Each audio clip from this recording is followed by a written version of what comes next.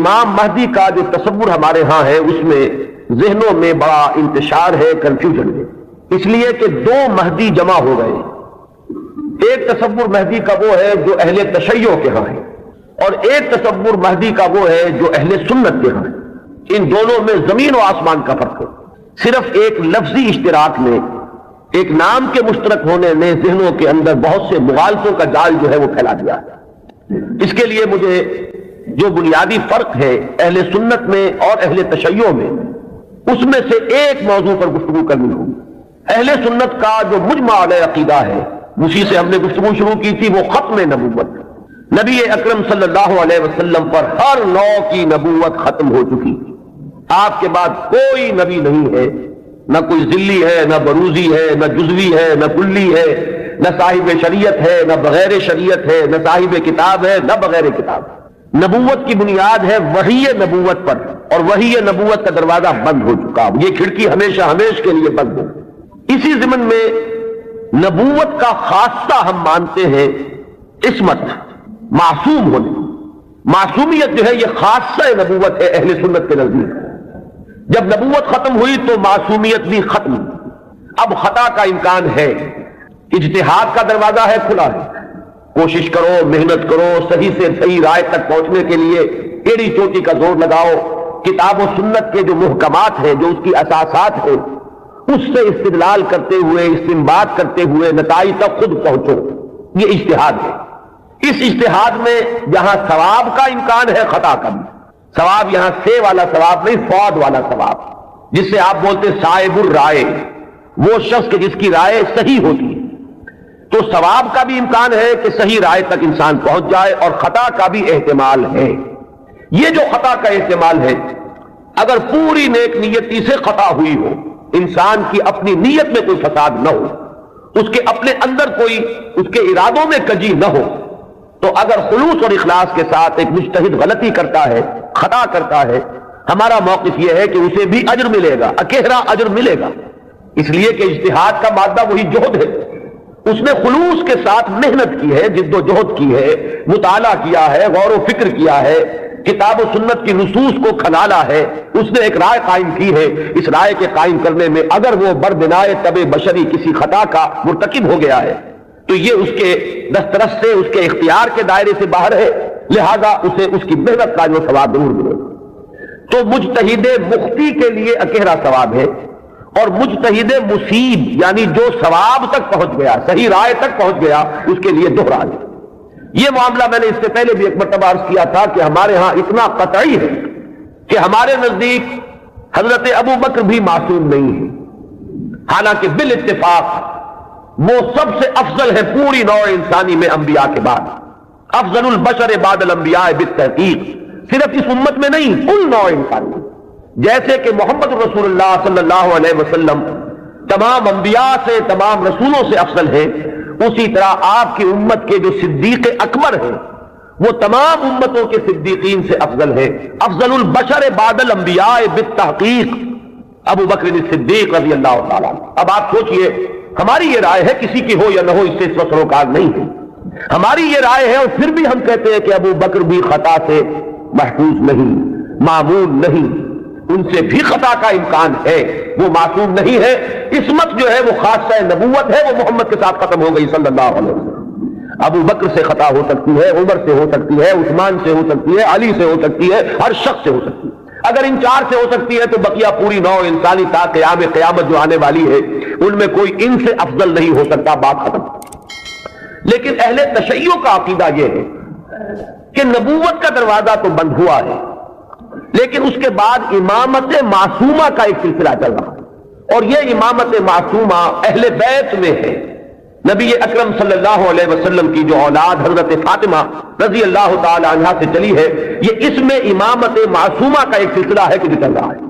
تو آپ اچھی طرح جان لیجئے کہ ہمارے نقطۂ نگاہ سے تو وہ بھی ایک جزوی نبوت ہو گئی، جہاں خاصہ عصمت آ گیا، نبوت کا ایک جز آ گیا، تو ہمارے اور ان کے درمیان جو سب سے اہم اختلاف ہے یہ کہ صحابہ میں افضل کون ہے، یہ معاملہ تو کچھ لوگوں کے اپنے ذوق کا بھی ہو سکتا ہے، مزاج اور افتاد کا بھی ہو سکتا ہے۔ ظاہر بات ہے کہ پسند ناپسند پر تو انسان کو اختیار بھی نہیں ہوتا، میں نے کئی مرتبہ عرض کیا کہ ایک ہی پودا ہے گلاب کا، اس پر پھول کھلے ہوئے ہیں، آپ کو کوئی ایک پھول زیادہ پسند آیا، آپ نے اس کو لے لیا اور آپ بتا بھی نہیں سکیں گے کہ اس میں آخر سبب کیا ہے، آپ نے دوسرے پھولوں کو چھوڑ کر اسے کیوں منتخب کیا؟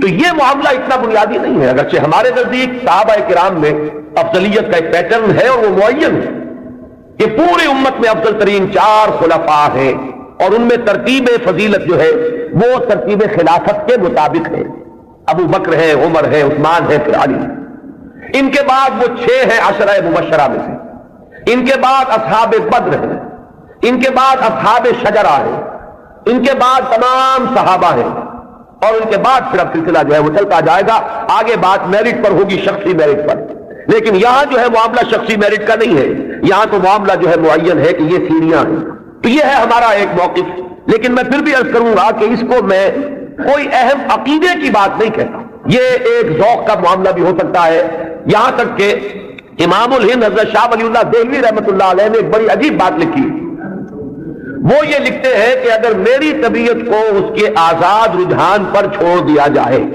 تو وہ فضیلت علی کی طرف زیادہ مائل ہے۔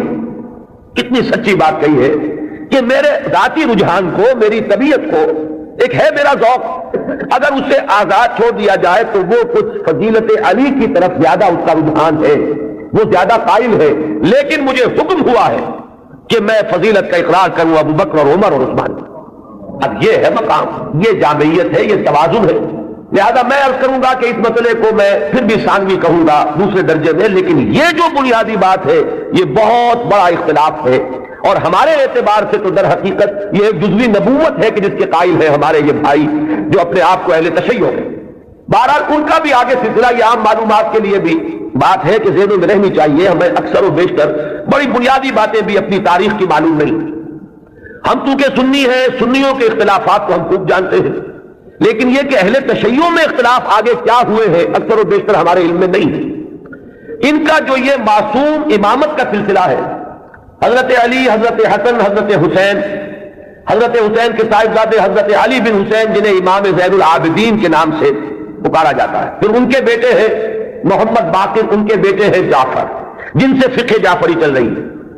یہ 6 امام تو ان کے ہاں متفق علیہ، ان میں تو یہ جو شاخ چلی ان میں کوئی اختلاف نہیں ہے کہ یہ سب کے نزدیک ان میں متفق علیہ ہے ان کی امامت، اور یہ سب امام معصوم شمار ہو گئے۔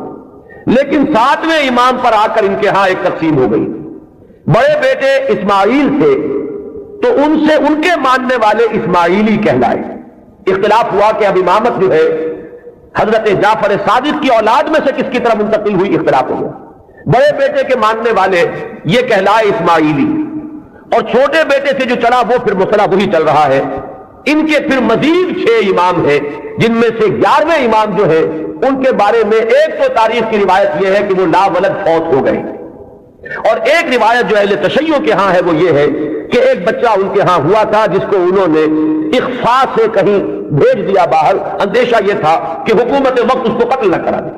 وہ ہیں ان کے تصور میں امام مہدی، وہ جن کو بچا لیا گیا تھا وہ کہیں کسی غار میں روپوش ہے، اور وہی ہے آخری زمانے کے قریب ان کا ظہور ہوگا، وہ زندہ ہے، غار میں موجود ہے، ان کا ظہور ہوگا، وہ امام المہدی ہے، اور ان کے آنے کے بعد پھر یہ مسلک بھی ظاہر بات ہے کہ اسلام ان کے نزدیک تو وہی ہے جسے وہ اسلام کہہ رہے ہیں، یعنی شیعت جسے ہم کہتے ہیں، اس مسلک کی بھی فتح ہوگی، اور یہی اسلام جو ہے پھر پوری دنیا کے اوپر چھا جائے گا۔ انہیں قائم آل محمد بھی ان کے ہاں کہا جاتا ہے۔ تو یہ ہے تصور امامت کا اور امام مہدی کا شیعہ حضرات کے۔ کیونکہ درمیان میں نے بات آپ کو ایک بتائی تھی کہ 7ویں امام پر آ کر اختلاف ہوا ہے، تو جو بڑے بیٹے اسماعیل سے جو سلسلہ چلا وہ بھی کچھ عرصے کے بعد 2 حصوں میں تقسیم ہو گیا۔ ان میں سے ایک حصہ ابھی چل رہا ہے کہ وہ امامت نسلاً بعد نسل چلی آ رہی ہے، وہ تو ہمارے ہاں کے یہ اسماعیلی ہے۔ یہ اسماعیلی اس وقت ان کے امام ہیں، آغا خان تھے، آغا خان کے پوتے اب ان کے امام ہیں، اب کریم آغا خان، یہ ان کے نزدیک امام معصوم ہے، ان سے کسی خطا کا امکان ہی نہیں۔ سر سلطان محمد خان جو آغا خان تھے ان کے تو یہ الفاظ بھی منقول ہوئے ہیں کہ جب میں شراب پیتا ہوں تو شراب جب میرے ہونٹوں کو مس کرتی ہے تو پاک ہو جاتی ہے، یعنی یہ امام معصوم تو وہ شے ہے کہ جس سے کوئی ناپاک چیز چھوئے گی تو پاک ہو جائے گی، جیسے وہ تصور ہے کہ ایک چیز، ایک پتھر کوئی ایسا بھی ہے کہ جس کو وہ چھو لے وہ سونا بن جاتا ہے، تو اسی طریقے سے یہ امامت معصومہ کیا ہے اس کا آپ تصور کیجئے. تو جو ایگزیکٹ لائن ہے امامت کی وہ تو در حقیقت ان کے ہاں ہے کہ وہ امامت معصومہ کا تصور جو ہے بغیر کسی سلسلے کے ٹوٹے ہوئے وہ چلا آ رہا ہے. ہمارے ہاں جن کو ہم آغا خانی کہتے ہیں، اسماعیلی کہتے ہیں، ان کے ہاں، ان کے ہاں دوسری شاخ وہ ہوئی تھی کہ اس میں بھی آگے چل کر امام غائب ہو گیا، وہ دوسرا امام ہے غائب. تو ایک امام غائب تو وہ ہے جنہیں امام المہدی کہا جاتا ہے. وہ ہمارے ہاں کے جو عام شیعہ حضرات ہیں جنہیں اثنا عشری شیعہ کہتے ہیں، یعنی 12 اماموں کے ماننے والے. ایک وہ جو شاخ اوپر والی ہے اس کو شش امامیہ کہتے ہیں، یعنی 6 اماموں تک تو متحد آئے، اس کے بعد 6 کے بعد 7ویں امام پر ایک شاخ نکل گئی، تو وہ شش امامیہ کہلاتے ہیں ان کے نزدیک. اور خود کو یہ کہتے ہیں اثنا عشری. لہذا کسی بھی شیعہ دوست سے اگر بات ہو آپ شیعہ کہیں گے تو وہ کچھ برا مانے گا، چپ رہے، آپ سے احتجاج نہ کرے تو بات اور ہوگی. لیکن یہ کہ اگر آپ ان سے مہذب انداز میں سوال کرنا چاہیں تو آپ کا سوال یہ ہونا چاہیے کہ کیا اثنا عشری ہے؟ یہ لفظ وہ ہے جو خود اپنے لیے اختیار کرتے ہیں. لہذا وہ 12 اماموں والا سلسلہ کے 6 متفق علیہ، 5 بعد میں، اور جو 12ویں امام ہیں ان کے وہ عہد طفولیت ہی میں کہیں ان کو بھیج دیا گیا، کہیں حفاظت کے ساتھ، اور وہ کسی غار میں ابھی ہے اور وہ وہیں سے ظہور کریں گے. لہذا یہ جو اصل شیعت ہے ان کا امام غائب ہے اور یہ اس کے انتظار میں ہے کہ وہ آئیں. ایک حالت منتظرہ جو ہے اس شیعت پر یہ چلی آ رہی ہے. اس میں یہ بھی بتا دوں، یہ بھی دلچسپی کی بات ہے کہ حال ہی میں ایک بہت بڑا انقلابی قدم اٹھایا ہے خمینی نے یہ فلسفہ پیش کیا اور اس کو قبول حاصل ہو گیا ایران میں کہ یہ جو ہم امام منتظر کے انتظار میں رہیں گے اور کچھ نہیں کریں گے تو یہ تو بہت غلط معاملہ ہے کہ آنے والا ہی آئے گا تو کچھ ہوگا، ہم تو کچھ کر نہیں سکتے. اس نے تو ہمارے اوپر تعطل طاری کر دیا ہے. ہم لوگ جو ہے بالکل ظالموں کے لیے اور غلط کار لوگوں کے لیے نرم چارہ بن گئے ہیں، جیسے چاہے وہ کریں، ہم تو ہاتھ نہیں پکڑ سکتے. اس لیے تو ہم تو منتظر ہیں کہ کوئی آنے والا آئے گا تو صورت بدلے گی. تو انہوں نے فلسفہ پیش کیا کہ جب تک وہ امام غائب ظاہر نہیں ہوتے، نائب امام کی حیثیت سے کوئی شخص وہ تمام اختیارات ہاتھ میں لے سکتا ہے جو اصل میں امام کے. لہذا امام خمینی جو ہے اس وقت نائب امام ہے. وہ امام جو غائب ہے ان کے نائب کی حیثیت سے وہ سارے اختیارات اور حقوق جو امام کے ہیں وہ اب امام خمینی کے پاس ہیں. اور اپنے کانسٹیٹیوشن میں انہوں نے اس کو ایک خاص اصطلاح دی ہے، یہ ہے ولایت فقیہ، کہ یہ وہ شخصیت ہے کہ جو بھی حکومت کا ڈھانچہ نیچے بنے گا، کوئی صدر منتخب ہو، کوئی وزیر اعظم منتخب ہو، پارلیمنٹ ہو، یہ سارا ڈھانچہ چلتا رہے گا، لیکن اوپر تلوار لٹکی رہے گی ولایت فقیہ کی کہ جس کو جس وقت چاہے وہ برطرف کر دے. یہی وجہ ہے کہ وہ ابو الحسن بنی صدر جو ہے وہ پیرس میں بیٹھے ہوئے ہیں، حالانکہ بہت بڑی اکثریت سے اس وقت ہمیں یہی بتایا گیا تھا واللہ عالم کہ بڑی عظیم اکثریت سے وہ صدر منتخب ہوئے تھے. لیکن بہرحال یہ تو نیچے کا ڈھانچہ ہے، اصل میں تو اوپر ولایت فقیہ ہے، اس کا اعتماد حاصل رہے گا تو کوئی شخص رہے گا، ورنہ نہیں. میں یہاں نہ کوئی تنقید کرنا چاہتا ہوں نہ کسی اختلاف کا اظہار، آپ کو بتا رہا ہوں کہ بات سمجھ میں آئے کہ امام مہدی کا اصل کانسیپٹ کیا ہے. یہ لفظ زیادہ جو ہے معروف جو در حقیقت اس شیعہ نظریے کے تحت ہے. ابھی میں آپ کو بتاؤں گا کہ ہمارے ہاں تو جو روایات کسی قدر پائے کی ہے، کوئی ان کی حیثیت ہے، وہاں مہدی کا لفظ ہے ہی نہیں، کہیں بھی نہیں. اس اعتبار سے معاملہ بڑا مختلف ہے.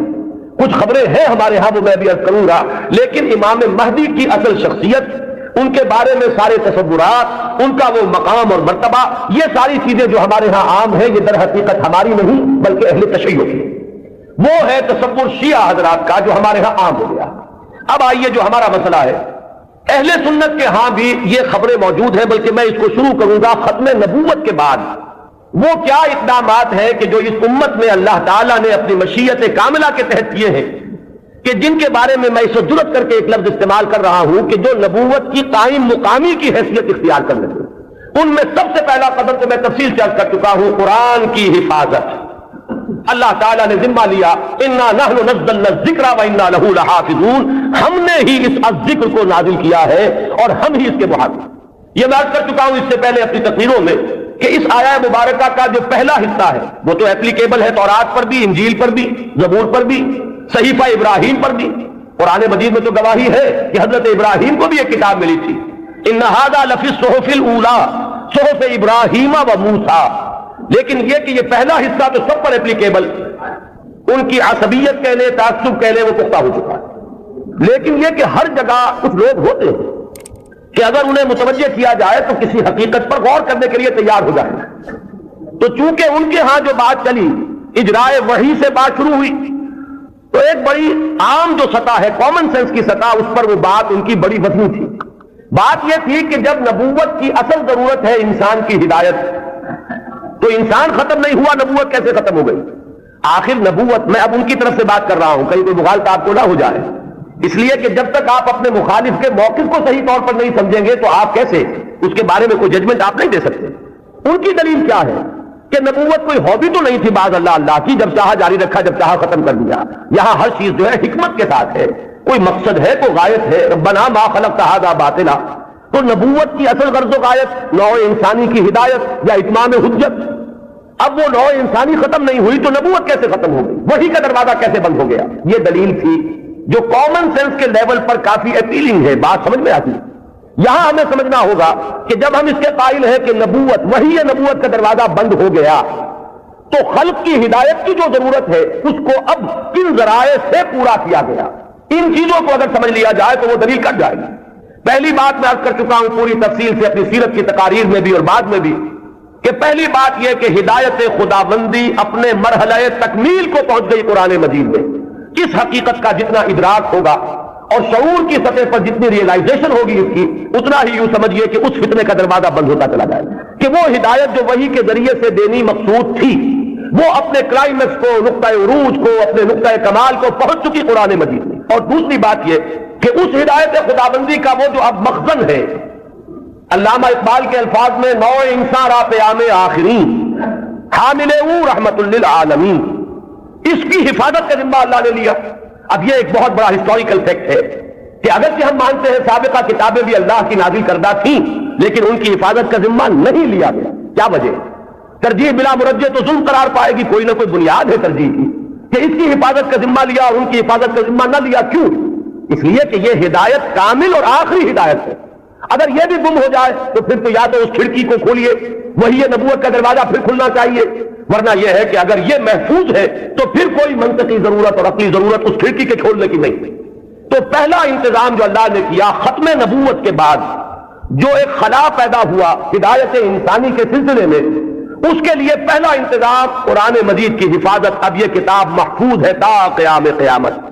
اس کے معنی میں لوگ گھپلا کر لیں، اس کے ترجموں میں تحریف ہو جائے، الحاد ہو جائے، ادھر موڑ لے ادھر تروڑ لے، خود بدلتے نہیں قرآن کو بدل دیتے ہیں، ہوئے کس درجہ فقیہان حرم بے توفیق۔ لیکن یہ ترجموں میں ہو سکتا ہے، تفسیروں میں ہو سکتا ہے، متن میں ممکن نہیں ہے۔ وہ ٹیکسٹ جو ہے ہمیشہ ہمیشہ کے لیے محفوظ رہے گا۔ پہلا انتظام یہ۔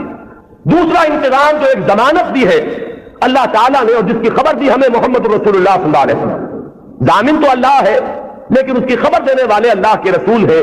آپ نے فرمایا، یہ دو اعتبارات سے احادیث آتی ہیں، متفق علیہ روایت ہے، لا یزال من امتی امت قائمۃ بامر اللہ لا یضرهم من خذلهم ولا من خالفهم۔ میری امت میں ہمیشہ ایک گروہ ایسا موجود رہے گا جو امر اللہ پر پورے طور پر قائم رہے گا، جازم رہے گا۔ نہ تو کوئی شخص جو ان سے روگردانی کرے گا، علیحدگی اختیار کرے گا، چھوڑ کر جائے گا، نہ تو وہ کوئی نقصان پہنچا سکے گا اس گروہ کو، اور نہ کوئی جو کھلم کھلا مخالف ہے وہ انہیں کوئی غدر پہنچا سکے گا۔ اور یہ معاملہ کے ساتھ ہی کتنا بڑا علاقہ جو ہے اس زمین کا، وہ اللہ تعالیٰ نے اس امت کے قدموں تلے رکھا ہے۔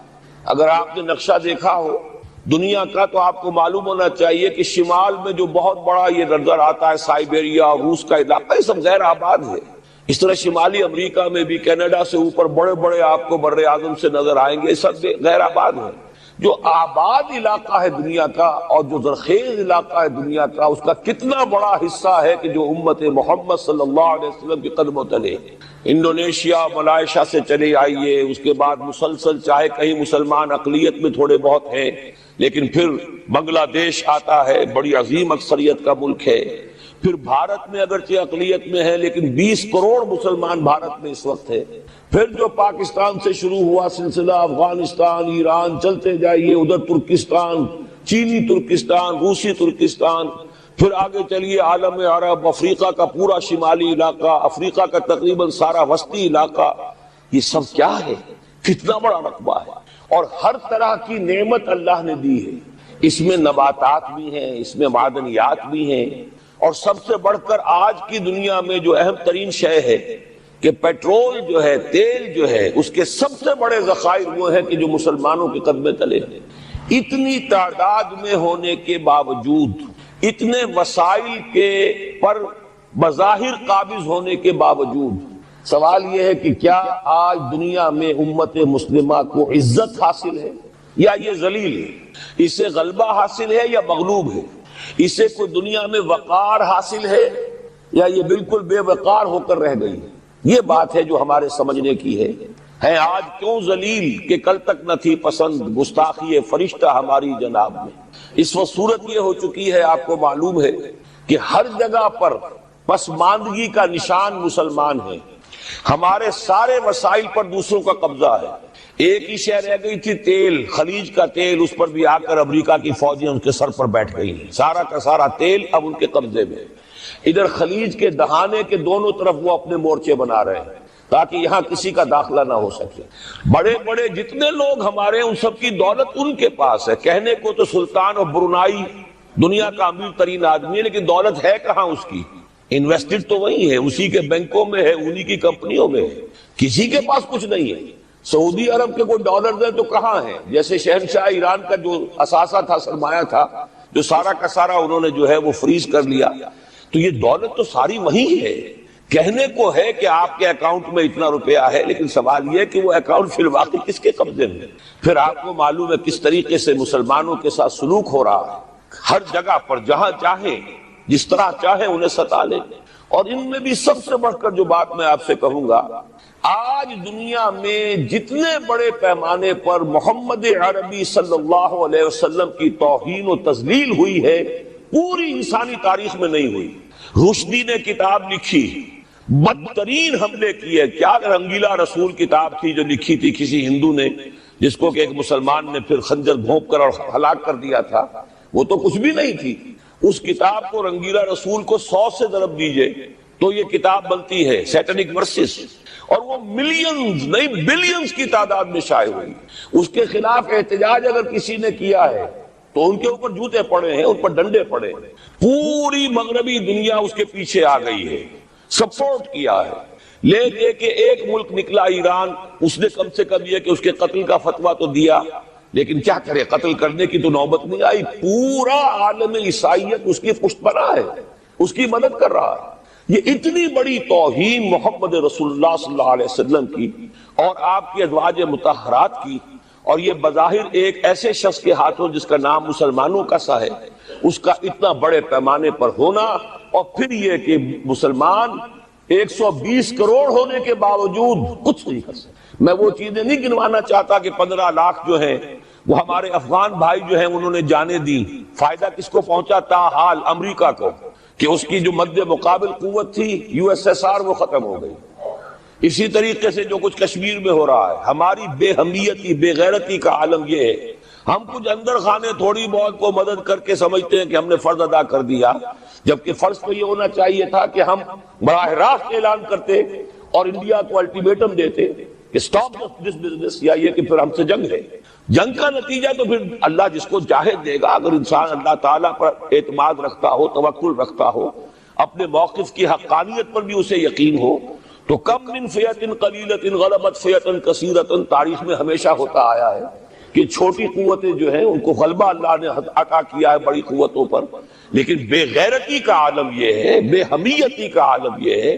زبانی کلامی ہم سے بڑا ہمدرد کوئی نہیں مسلمانان کشمیر کا، جس لیڈر کو دیکھو بڑھ چڑھ کر بیان دے گا، لیکن عملاً ہم کیا کر رہے ہیں؟ یہ ساری صورتحال جو میں نے آپ کو بتائی ہے، ویسے تو اب یہ کہ اگر اس میں ایک خاکہ سا میں نے آپ کے سامنے رکھا ہے، اس میں رنگ بھروں تو ظاہر ہے کہ یہ پورا گھنٹہ اسی میں لگ جائے گا، لیکن جو اس کا اصل لب لباب ہے وہ یہ ہے کہ ہم اپنی جگہ بڑے خوش ہیں کہ ہم امت مرحوم ہیں، ہم تو امت محمد ہیں صلی اللہ علیہ وسلم، ہم تو اللہ کے پیارے ہیں، ہم اللہ کے لاڈلے ہیں، ہمیں اللہ کی شفاعت، ہمیں اللہ کے رسول کی شفاعت بھی ملے گی، جنت تو گویا کہ ہمارا پیدائشی مقام ہے۔ یہ سارے جو بھی ہمارے ذہنوں کے اندر ہیں خیالات، اور یہ جو ہمارے من گھڑت عقائد ہیں، آپ سوچئے کہ جب ہم جو آبجیکٹیو کنڈیشنز ہیں، گیون کنڈیشنز ہیں، جو سامنے کے حالات ہیں، ان سے جب تقابل کرتے تو معاملہ بہت مختلف ہے۔ یہ کیوں ہے؟ اصل میں سوال جب تک آپ اپنے سامنے نہیں رکھیں گے اس کا جواب جو ہے اب اس پر غور کیجئے کیوں ہے؟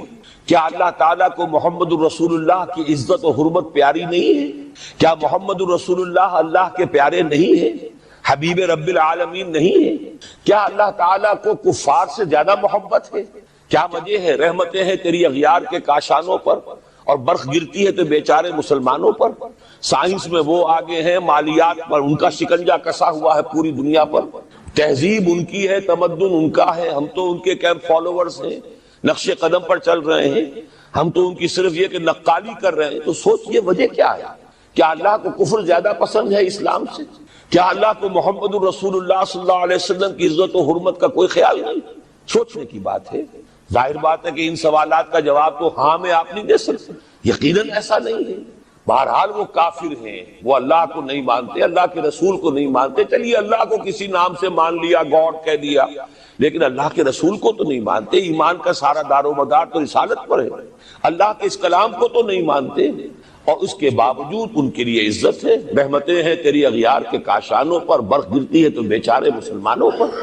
یہ ایک لمحہ فکریہ ہے، یہ سوچنے کی بات ہے کہ ایسا کیوں ہے۔ اس کا جو جواب میں یا بنی اسرائیل اذکروا نعمتی التی انعمت علیکم واوفوا بعہدی اوف بعہدکم وایای فارہبون۔ بنی اسرائیل، چونکہ یہ لفظ پہلی مرتبہ قرآن مجید میں آ رہا ہے تو یہاں تھوڑی سی وضاحت کرنی ہوگی۔ ابن جو عربی میں بیٹے کے لیے آتا ہے ابن، اس میں جو شروع کا حمزہ ہے یہ در حقیقت اضافی ہے، اصل لفظ جو ہے بے نون پر مشتمل ہے، اسی لیے اس کی جمع سالم آتی ہے بنون۔ قرآن مجید میں المال والبنون زینت الحیات الدنیا، تو یہ جو اس کی جمع سالم ہے وہ در حقیقت بنون ہے، اور پھر اس کی حالت نسبی اور حالت جری بنین ہوگا، اور جب یہ مضاف بن جائے گا تو اس کا وہ نون گر جائے گا، تو اے بنی اسرائیل، اے اسرائیل کی اولاد۔ لفظی ترجمہ ہوگا اے اسرائیل کے بیٹوں، لیکن یہ کہ مراد اولاد ہے، اس میں برسبیل تغلیب اگرچہ خطاب مردوں سے ہو رہا ہے جیسے کہ قرآن مجید میں اکثر و بیشتر ہے، لیکن یہ کہ اس میں خواتین بھی شامل ہیں۔ تو یا بنی اسرائیل، اے اسرائیل کے بیٹوں، اسرائیل سے مراد کیا ہے؟ اس پر اتفاق ہے، اجماع ہے، حضرت یعقوب کا یہ لقب ہے۔ البتہ یہ لفظ بنا ہے اسر اور ایل دو سے مل کر۔ ایل کا لفظ جو ہے وہ عبرانی زبان میں الہ کے لیے ہے، الہ اور ایل ویسے بھی قریب قریب ہیں، اسی لیے تمام فرشتوں کے نام جبرائیل، میکائیل، اسرائیل، یہ تمام الفاظ کے ساتھ جو ایل آتا ہے یہ در حق اسماعیل بھی سما اور ایل، چونکہ حضرت ابراہیم علیہ السلام نے دعا کی تھی پروردگار بیٹا عطا فرما، اس اعتبار سے جب اللہ تعالیٰ نے بیٹا عطا فرمایا تو اسماعیل نام رکھا، یعنی اللہ نے سن لیا۔ جیسے ہمارے ہاں دیہات میں یہ خاص طور پر جانگلی علاقہ جو کہلاتا ہے، اللہ ڈوایا، اللہ سنیا، یعنی یہ اللہ نے جس کے بارے میں ہماری دعا سنی اور ہماری استدعا کو قبول فرمایا، تو یہ گویا کہ اسماعیل کے معنی یہ ہے۔ تو اسرائیل جو ہے اسر اور ایل سے مل کر بنا ہے۔ عبرانی اور عربی زبان کے بارے میں یہ اختلاف ہے، ایک رائے تو یہ ہے کہ ماں بیٹی کا رشتہ ہے، عربی زبان عبرانی سے نکلی ہوئی، لیکن زیادہ اکثر محققین کی رائے یہ ہے کہ یہ دونوں بہنیں ہیں، کوئی اور کامن زبان تھی سیمیٹک لینگویج ابتدائی جس سے کہ یہ دونوں زبانیں پھر وجود میں آئی ہیں، گویا کہ ان کے درمیان رشتہ جو ہے وہ بہنیں ہونے کا ہے، ماں اور بیٹی کا نہیں ہے، لیکن ظاہر بات ہے کہ مشابہت اور ان کے اندر جو ہے قرب جو ہے اور مناسبت وہ بہت نمایاں ہے۔ اسر کے دو ترجمے کیے ہیں، یہودی علماء تو اس پر بہت زیادہ جزم کے ساتھ قائم ہے کہ اسر سے مراد ہے بطن، یعنی رجل عظیم، جواں مرد، بہت باہمت انسان، اس لیے کہ ان کے ہاں یہ عقیدہ ہے اور بڑی تحریف جو ہوئی ہے تورات میں، اس میں ایسی ایسی باتیں بھی ہیں۔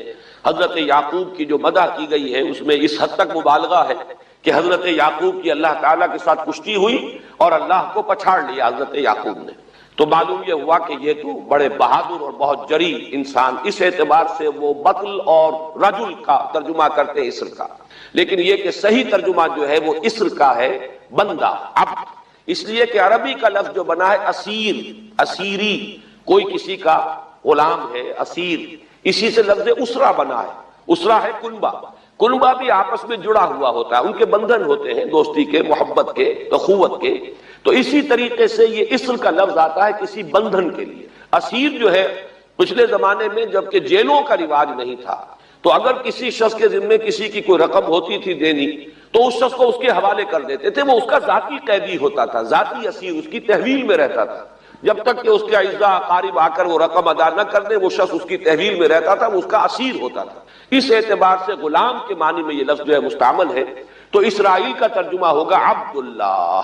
اذان تو میں عرض کر رہا تھا کہ اسرائیل کا ترجمہ ہوا عبداللہ، گویا کہ اب تک ہم نے یا بنی اسرائیل کا ترجمہ کیا اے اللہ کے بندے کی اولاد، مراد ہے حضرت یعقوب علیہ السلام۔ حضرت یعقوب حضرت اسحاق کے بیٹے ہیں، حضرت اسحاق حضرت ابراہیم علیہ السلام کے دوسرے بیٹے ہیں۔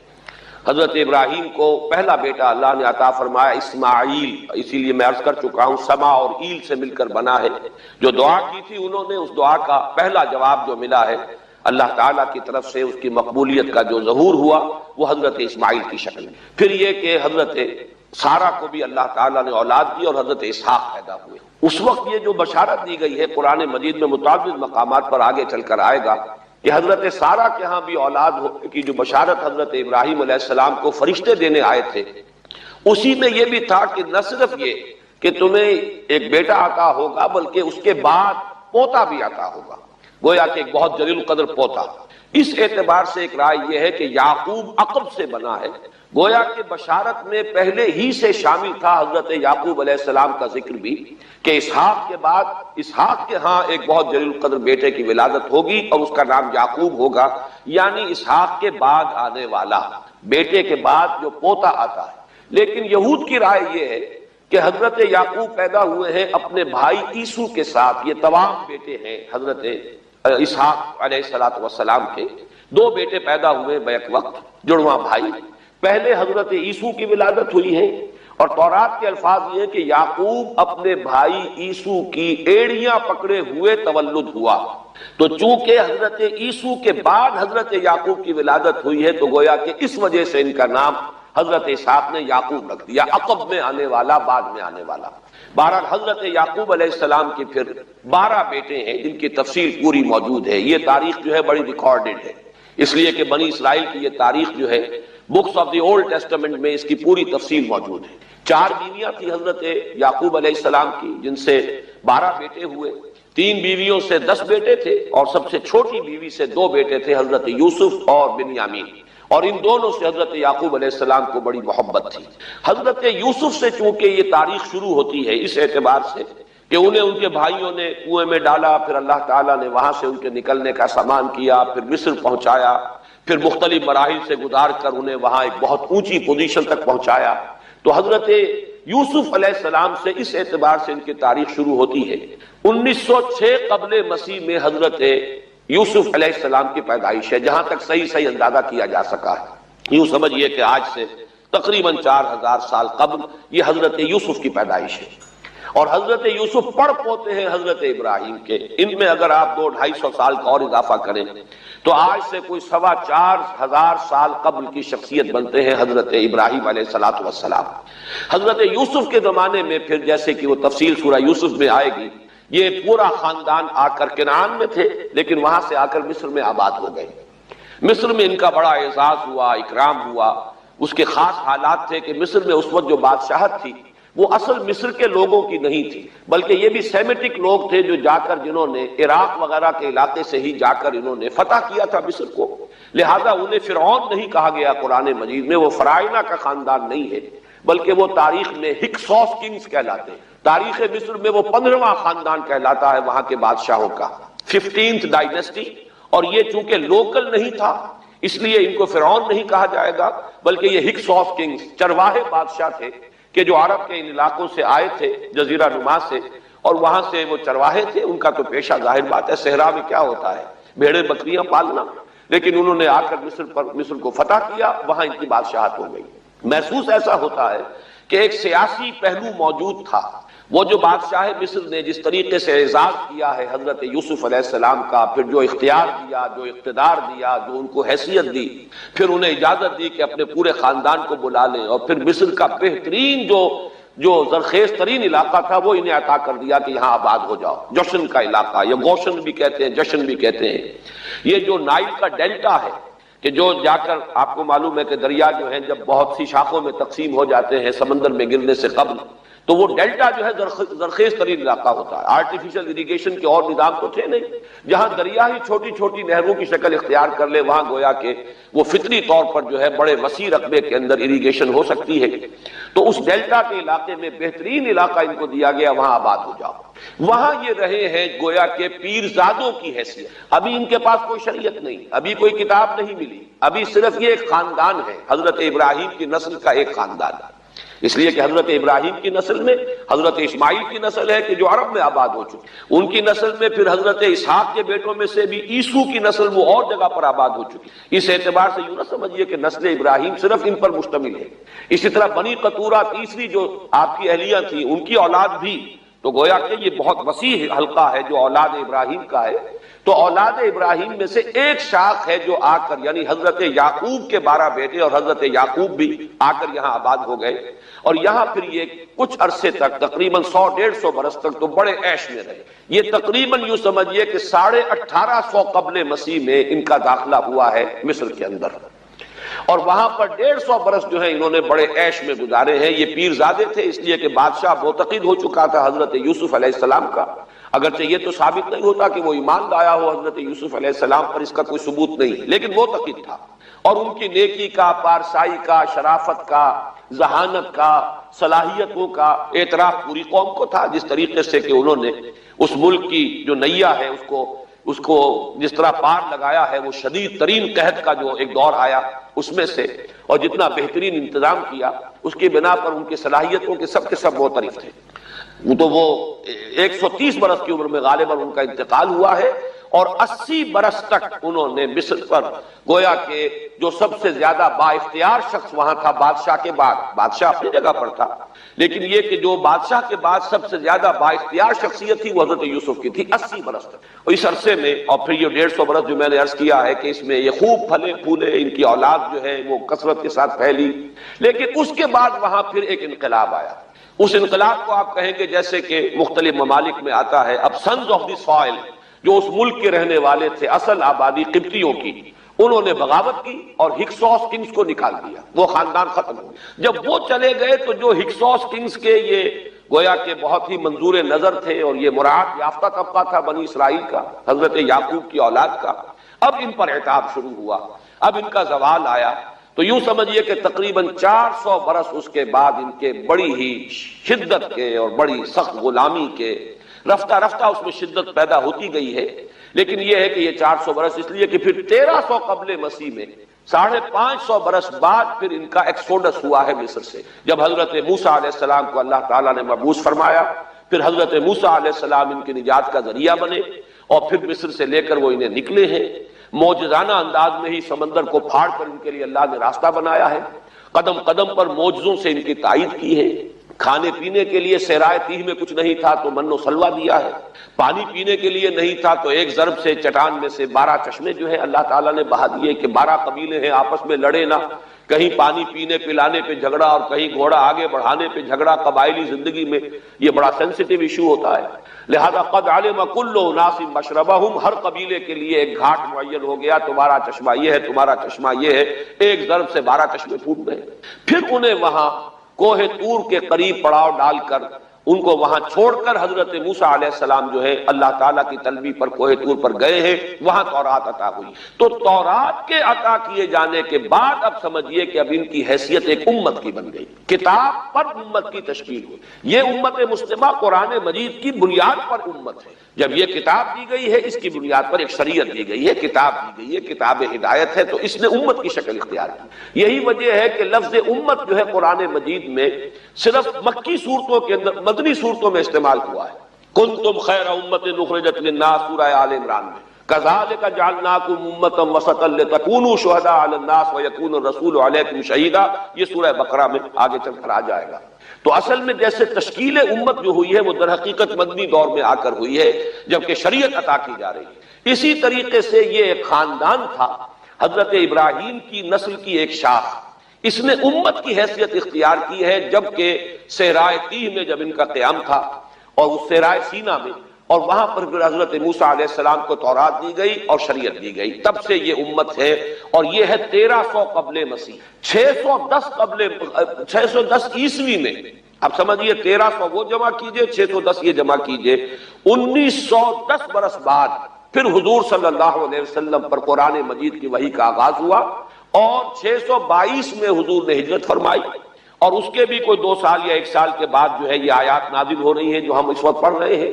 تو یہ سارا جو ہے تاریخی پس منظر ذہن میں رکھیے کہ یہ تقریباً 2000 برس کی تاریخ جو ہے ان کی بحیثیت امت، ویسے تو ان کی تاریخ اگر شروع کریں گے بنی اسرائیل تو حضرت یعقوب سے شروع ہونی چاہیے، اور وہ اس سے زیادہ ہو جائے گی طویل، لیکن در حقیقت امت کی حیثیت سے ان کی تاریخ 2000 برس کی شمار ہوگی کہ 1300 قبل مسیح میں جب ہجرت کی ہے حضرت موسیٰ علیہ السلام نے اپنی قوم کو لے کر مصر سے، اور جب صحرائے سینا میں آئے ہیں، سینائی پیننسولا میں، اور پھر کتاب ملی ہے، تورات عطا کی گئی، شریعت عطا کی گئی، تب سے اس کا امت کی حیثیت سے آغاز ہوا۔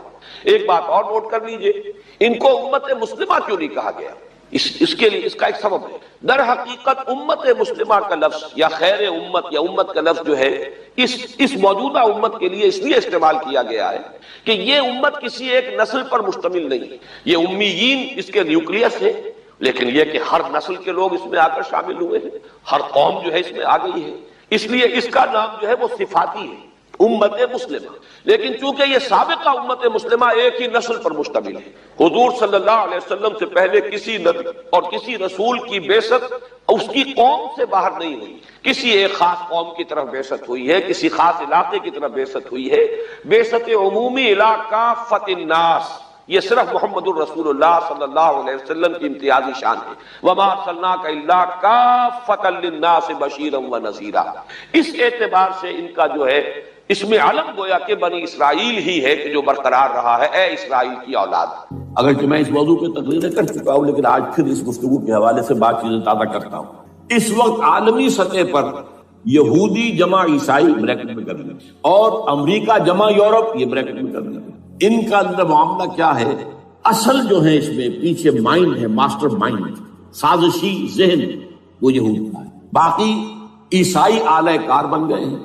جو 100% اعلی کار ہے یہود کا وہ پروٹیسٹنٹس ہیں۔ پروٹیسٹنٹزم یہود ہی نے پیدا کرایا تھا، یہود ہی نے یورپ کے اندر سود کا رواج شروع کروایا، ورنہ سود حرام تھا وہاں پر بھی، یوزری بھی اور کمرشل انٹرسٹ بھی، دونوں حرام تھے، یہ یہودیوں نے کروایا۔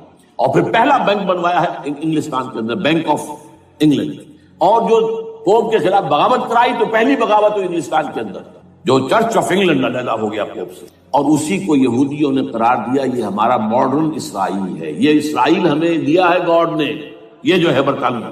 اس کے کچھ عرصے کے بعد یہی جو ہے ایکسوڈس ہوا ہے، اور وہ امریکہ میں جا کے آباد ہوئے، لہذا امریکہ کو بھی جیوز نے کہا ہے دس از another اسرائیل، یہ ہے ہمارے اصل اسرائیل، ماڈرن اسرائیل یہ ہے۔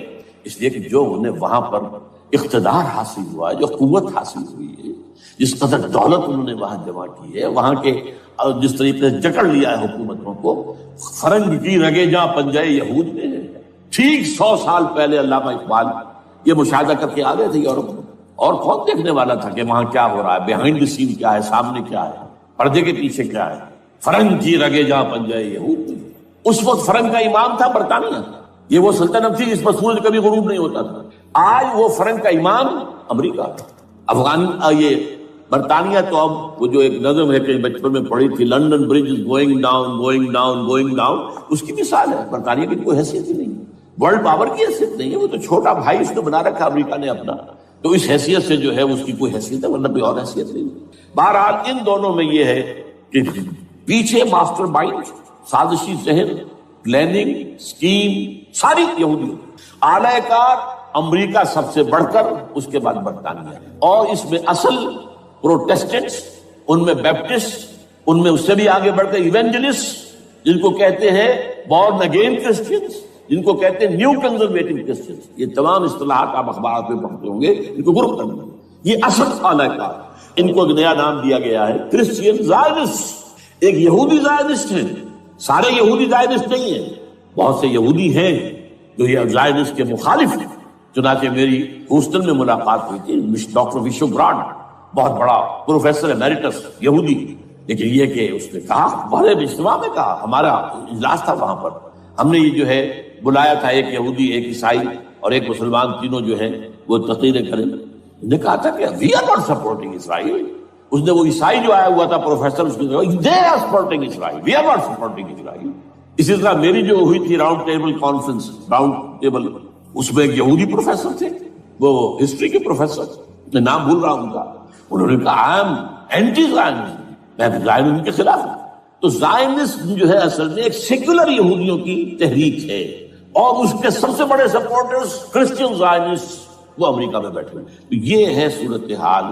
یہ جان لیجئے کیتھولکس جو ہیں یہ اتنے پرو یہودی نہیں ہیں، اب رفتہ رفتہ وہ بھی اس کے اندر آ کر شامل ہو گئے۔ یورپ جو ہے زیادہ کیتھولکس، رومن کیتھولکس کا یہ بھی آپ نے جملہ پڑھ سنا ہوگا کہ یہ جو ترکی جو ہے ہمارا ملک، یہ جو کوشش کرتا رہتا ہے گھسنے کی یورپین یونین کے اندر، تو ایک دفعہ جان شراک نے کہا تھا، بڑا پیارا جملہ تھا، Why doesn't Turkey understand that we are a Christian club؟